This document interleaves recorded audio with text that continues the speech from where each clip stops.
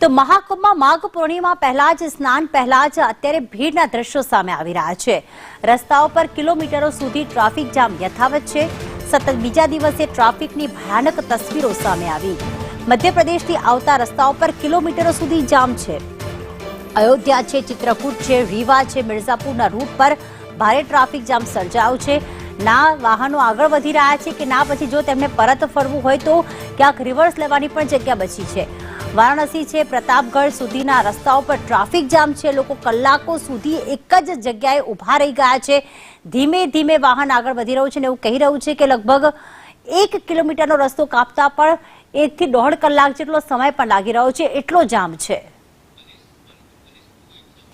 અમારા આઉટપુટ હેડ મનીષ પુરોહિત અમારી સાથે જોડાઈ ગયા છે। મનીષ, સ્થિતિ ખૂબ જ ગંભીર બનતી જઈ રહી છે કારણ કે એક તરફ આટલા શ્રદ્ધાળુઓનો જમાવડો ન માત્ર મહાકુંભમાં પણ સાથે સાથે કાશી વિશ્વનાથ અને અયોધ્યામાં પણ હાલમાં કેવી પરિસ્થિતિ સર્જાઈ છે મહાકુંભમાં?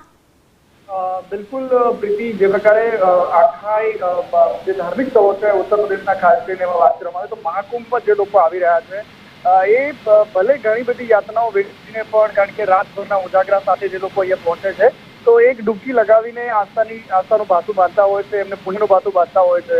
દૂર દૂર સુધી લોકો, માત્ર લોકો નજરે પડે, તમને માનવ મહેરામણ નજરે પડે આ પ્રકારનો માહોલ આજે મહાકુંભમાં છે।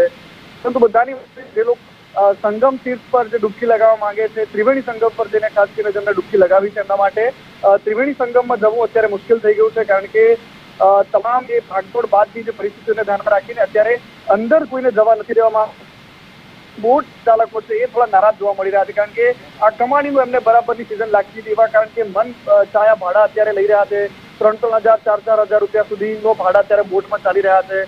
બીજી બાજુ જે 15-20 કિલોમીટર દૂર જે વાહનોને ઉભા રાખી દેવામાં આવે છે ત્યાંથી બાઇક સવાર જે આજુબાજુના ગામડાઓના લોકો છે, ખાસ કરીને પ્રયાગરાજની આસપાસના લોકો, એ બાઇક સવારો એક સવારીના 300, 400, 500 રૂપિયા સુધીના ભાડા વસૂલીને પણ તમને મહાતીર્થ સુધી લઈ જાય છે, મહાકુંભ સુધી લઈ જાય છે। અને બીજી બાજુ અહીંયા જે પ્રકારે આજે લાખોની બેસી ઉમટી છે, કારણ કે આવતીકાલે મહાસ્નાન છે, અને બીજી બાજુ અયોધ્યા અને વારાણસીમાં પણ આ જ પ્રકારની પરિસ્થિતિ છે પ્રીતિ, કારણ કે જે લોકો અહીંયા આવે છે આ રૂટ એમના માટે પરફેક્ટ હોય છે। ચિત્રકૂટ થઈને અમે નીકળ્યા હતા પ્રીતિ, તો ચિત્રકૂટમાં પણ અમે રાત્રે જયારે નીકળ્યા તો અડધી રાત્રે લગભગ 100 થી વધારે લોકો અમને રસ્તા પર ગાડી પાર્ક કરીને સુધેલા જોવા મળ્યા, કારણ કે હોટલો તમામ ફૂલ છે। આ જે રૂટ છે આખો એમાં કોટાથી લઈને તમામ હોટલો હાઉસફુલ નજરે પડી રહી છે, ક્યાંય કોઈને રહેવા માટેની જગ્યા નથી મળતી। અને એટલા જ માટે જે ગુજરાતથી લોકો નીકળે છે મોટાભાગના લોકો ગાડીમાં જ સુવા માટે મજબૂર થઈ જાય છે।